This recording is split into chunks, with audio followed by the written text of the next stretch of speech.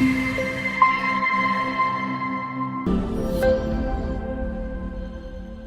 evening everyone. Welcome to Abhiram IAS Academy. This is Pavani Reddy Palla. I'm here to discuss the Daily Chronicle series. So let us study all the important articles in the Hindu newspaper. Okay. So the first article starts with the Modi-Trump talks, tariffs, trade and immigration set to take center stage. So we all know that Mr. Modi has scheduled one-day visit to US. So he has completed his 3-day visit to France, and from France to US he has been there to meet Mr. Trump, who was elected on January 20. So it was second term of Mr. Trump.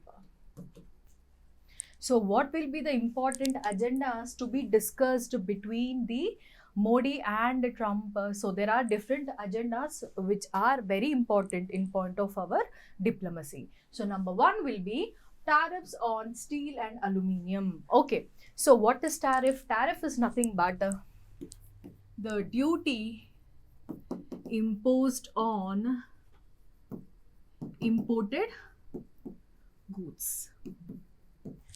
So recently, Mr. Trump has increased the tariff rates on steel and aluminium on the different countries to 25%. Let's say we are importing steel and aluminium at the rate of 100 rupees per kg. Then with the addition of the tariff, it is going to become 125 rupees per kg. So it is making more costly. Okay, so whenever the price is increasing, then there will be a demotivation for the buyers to take the goods. Okay, so thereby there are decreasing the chances of the competition in the global market. Okay, so this topic might be one of the agenda between the India and US as part of their diplomacy. Okay, Number two is trade in defense. So, during the first term of Mr. Trump, India was the major defense partner of US in 2016. So, again, now there will be talks related to make India again the major defense partner of USA. So, this will be the second agenda related to the Modi's visit. And number three will be energy. As in words of the US senior official, India will be prioritized for importing of the natural resources from USA to India. So it is in the words of US senior official recently. Okay, so India will get the natural resources from America to India. Okay, so this is one of the topic to be discussed between the Modi and Trump. And number four is the immigration issues. So we all know from about a week or so, this discussion has been happening. So what is this immigration issue? So all the Indians without proper documentation have been deported from USA to India. So recently in a military aircraft, 104 Indians have been deported and sent back to India. So the military aircraft has landed in Punjab. They were treated inhumanly. Okay, so this is the issue. So there will be talk related to this topic about the immigration issues and the legal support that can be provided by India. Okay, so that is one of the important thing. And again comes the Indo-Pacific region. See, Indo-Pacific region, the two important players are US and the India. So there will be steps taken towards the strengthening of the Indo-Pacific region with the major partnership of US and India. So this will be the again a topic of discussion between Modi and Trump. And the sixth one is the ICET. So it is International Critical and Emerging Technologies. So this was the agreement which was related to the emerging technology support to India, signed during the time of Biden. Okay, so before the term of Trump, so it was the Biden's 4-year term. So during that point of time, it was signed between the Biden and Modi. So what is the future of this treaty? So will that be continued or not, etc. will be discussed as point of the agenda. Okay, there are another important issues to be discussed, like the pro-Khalistan US citizen, namely Gurpatwant Singh Panan, who is a India-born Khalistani supporter having US citizenship. Okay, so there is an allegation that the Indian government has plotted to assassinate him, who was trying for a Khalistan, separate Khalistan movement.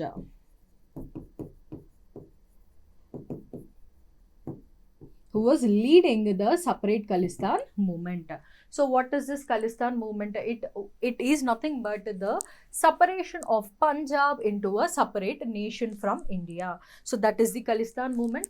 So the Trump may raise this issue in front of Modi. So there is chance of discussion of this topic also. So these are important agendas which are to be discussed between India and US in the bilateral relationships. Okay, so the next topic is the new income tax bill 2025, which was introduced yesterday, that is Thursday, on 13th February 2025.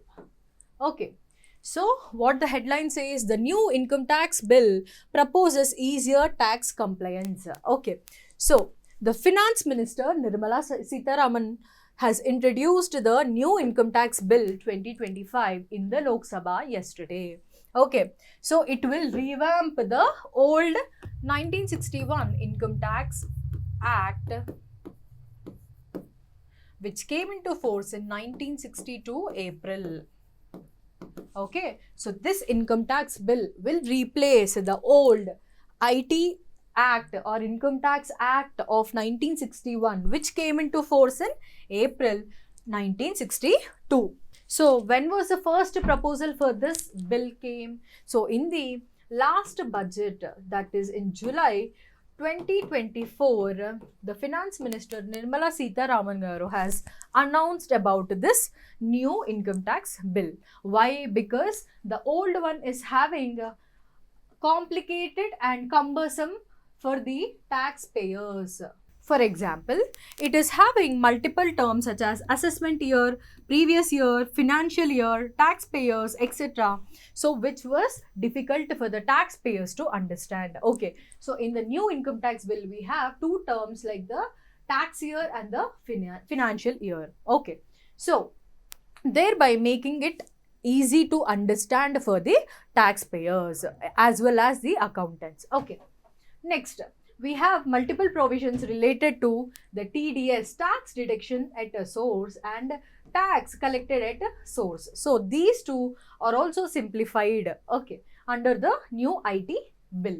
Okay, so these are some information which you have to remember about the new income tax bill, which is going to be replace the 1961 Income Tax Act. Okay, because this has become outdated. So when did this act came into force? It is in the 1962 April. It has been came into the force. Okay.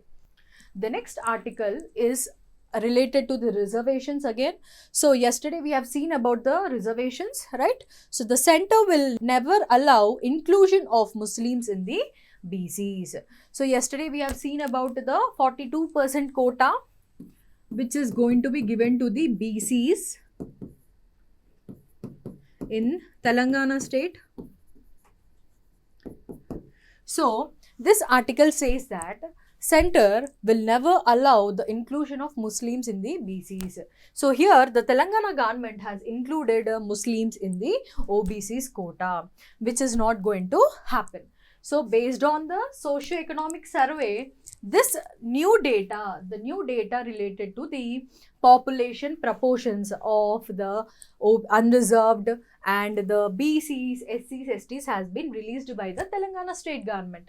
So based on that data, the OBCs were to given 42% of quota in the education, employment, and legislatures, etc. So there are certain issues like the inclusion of Muslims in the BCs. So these are issues which need to be verified and clarified by the state government, because the center won't be accepting such type of resolutions or decisions. Okay. So the next topic is about the bird flu. Okay. So the headline says AP declares 4 zones as biosecurity zones. Okay, so what are the 4 zones in Andhra Pradesh? The areas are Badampudi in Elore district, Belpuru and Kannuru in West Godavari, and Gampalagudam in NTR district. So these 4 zones have been declared as the biosecurity zones. First of all, what is bird flu? So the bird flu is a disease caused by virus of strain H5N1, which is causing the bird flu. So this virus is highly pathogenic. What is pathogenic? It is nothing but disease causing, which poses a threat to the birds and the wildlife.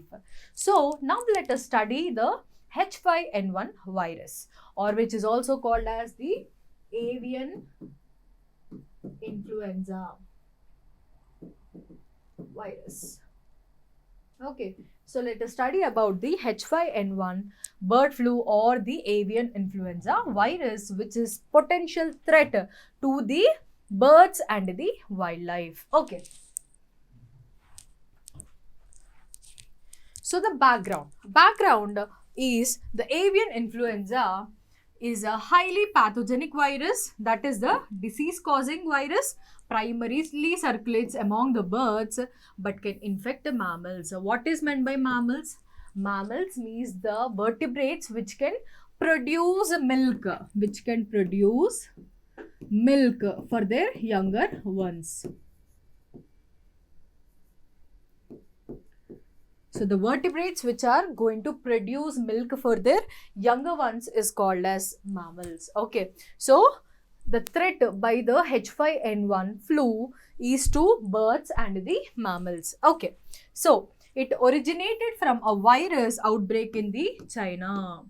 Okay, in 1996 it originated in China, which has evolved into a highly pathogenic strain. So it has become a highly disease causing organism. Okay, so from 2020 onwards, it has spread across Europe, Africa, Asia, North America, South America, and even mainland Antarctica. So it has spread across almost all the continents.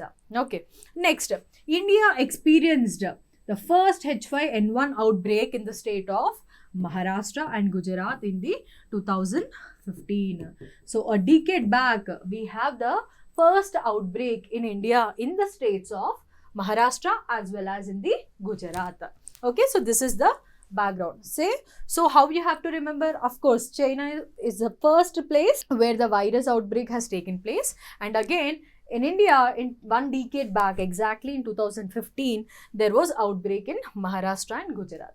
So 1 decade, 10 years back. In this year, we have in the Andhra Pradesh going on. So what is the impact on animals? So the wild birds, including endangered species like the California condors, they are a bird species, were severely affected by H5N1 virus. Okay, so California condors are a bird species which are endangered. They are severely affected by this virus strain. Okay, so the main species affected are generally the chicken. Okay, so bird flu in the Telugu states particularly, we mean it for the chicken. Okay, right. Next, The marine mammals such as sea lions, dolphins have suffered mass deaths in the regions of Chile and Peru. So in the South American continent as well, we have seen the death of marine mammals like the sea lions and the dolphins. And the mammals like foxes, pumas, bears in the North America and farmed minks in the Spain and Finland have also been infected. So in this way, all the mammals and the birds have been affected by H5N1 virus. So you can use this information like in North America, so and so animals have been affected, and in India so and so states and chicken has been affected, etc. in your mains answer writing. Okay, so whenever there is any question related to avian influenza or the bird flu, because this is the current issue now, so you may use this information for your mains answer writing. Okay, next, is there any human risk or humans are safe from it? So the human risk is very rare. We can only contract through direct contact from the infected birds or mammals. So whenever we are directly getting in contact with the mammals or the birds or the chicken in Andhra Pradesh, for example, then only we have chances of contracting the virus. Okay, and one important side effect of the climate change is it will exacerbate the spread of the virus. So it will alter the bird behavior. Okay, alter the bird behavior and increasing the interaction between the bird species. So the behavior of the bird will change and the interactions between one bird and one bird will also change because of the climate change. So this is the negative impact of the climate change which is causing on the virus and its spread on the birds. Okay, so what does WHO is telling? So the WHO risk assessment, so the humans are not affected by it easily. There is sporadic cases. What is meant by sporadic? Sporadic means generally less or few. Okay, so in humans there is less number of contractions of the virus, especially linked to the poultry exposure. So whenever we are coming in contact with the poultry animals like the chicken, then we may attract the virus. Okay, otherwise the spread among the human beings is not that possible. So according to the WHO, the overall risk is less, but we have to take care about the surveillance and risk management. So if we take care of the surveillance and the risk management, then the risk or the impact of H5N1 virus on the population will be less. Okay, so now let us talk about the prevention measures. Okay, according to WHO, the public to avoid the high risk environments like the animal market and practice good hand hygiene, because the human can attract only through direct contact. We need to avoid the areas or places where the virus is present, like the animal markets or the, and also to practice good hand hygiene, and also prompt reporting of the sick animals and avoiding consumption of sick poultry are recommended by WHO. Okay, so at the time of bird flu, we need to avoid the consumption of poultry. Okay, or poultry, or for that matter any sick animals. Okay, so the individuals who came in contact with the poultry or sick animals or their environment, they should take medical care promptly or immediately to avoid further health complications. So these are general preventive measures which we need to take care in the containment of the H5N1 virus. Okay, and next we have in the editorial regarding the Modi's France visit. Okay, so what are the highlights regarding the India-France bilateral talks? So that was given in the editorial in the Hindu newspaper today. So the Modi has commented that the bilateral relations can be a global transformation. So we can use these type of quotes given by one of the prominent persons in the entire globe, that is the Indian Prime Minister Modi. Okay, so Modi has said the global transformation can happen between the bilateral relationships between the India and France. Okay, so these type of words we can use in our IR part in the answer writing. Okay. So the highlights about the Modi's 3-day France visit are, okay, so this visit of the Modi is the 6th visit to France as a Prime Minister. So Modi, after becoming the Prime Minister, this is his 6th visit to France. And Emmanuel Macron, the President of the French or the France, has visited India thrice till now. So till now the France President Emmanuel Macron has visited India thrice. So now what are the highlights? So number one is the Modi has co-chaired the AI Safety Summit along with the French President Emmanuel Macron. So we already know this, right? And the second highlight is Modi has inaugurated Indian consulate at Marseille. Okay, so this was the second important news. So where did the Indian consulate was inaugurated? At Marseille. Okay, the third important one is the visit to multilateral thermonuclear power project. So Modi has visited this project. Next, tour to a shipping company. So Modi also visited a shipping company. Next, strengthening of the defense partnership through missiles, helicopter, jet engine deals. So there has been the strengthening of defense partnership between India and France. So where the deals related to the missiles, helicopters, jet engines, etc. have been signed on. Okay, so India in turn offered the Indian made rocking launchers to France. Okay, these are some steps related to defense related deals. Next, we have the development of small modular reactors. So what are small modular reactors? So as part of the nuclear technology,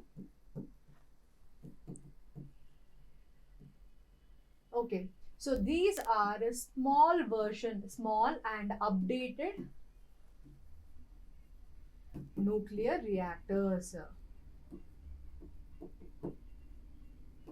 Okay, so the development of small modular reactors have been in discussion, and also there is discussion about the civil nuclear deal which has been pending from a long time between India and France. So civil nuclear deal. So this discussion has came after the amendments of the nuclear energy status in India. Next, another important topic which was in discussion is related to the global instabilities caused by issues like the Gaza and the Ukraine-Russia war, etc. So all these global instabilities have been a part of discussion between the Modi and the Emmanuel Macron. Next, so advancement to India, Middle East, Europe economic corridor. So there is a proposal of India and Middle East Europe economic corridor, where India and France are going to play a very significant role in the West Asia stability. Okay, so this economic corridor will ensure the West Asian stability. Okay, so where India and France are going to play a very prominent role. Okay, so let us quickly recap the highlights. So it is one important one is the AI Safety Summit, which was co-chaired by Modi and the Macron. Next, inauguration of Indian consulate at the Marseille. Okay, we have the visit to multilateral thermonuclear project, and we have the tour to shipping company, and we have defense deals related to the missiles, helicopter, jet engine deals, etc. And in turn, India has offered Indian made rocket launchers. Okay, we have the development of small modular reactors in place of the conventional reactors. So instead of the conventional reactors, which are large in nature, the small and updated modular reactors are preferred by India. So for this, the France is going to support us and provide the technology. And also there is discussion related to the nuclear civil deal, which was long pending between India and France. They have discussed about the issues of Gaza and Ukraine. Next, the very important one in the international relations between India and France is the India Middle East Europe Economic Corridor.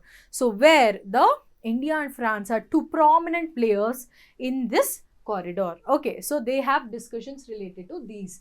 Next, we have finally the global challenges like the AI, the climate change, and trade disruptions because of global instabilities, etc., have also been discussed as part of the bilateral talks between India and France. Okay, so these are important topics in the Hindu newspaper today.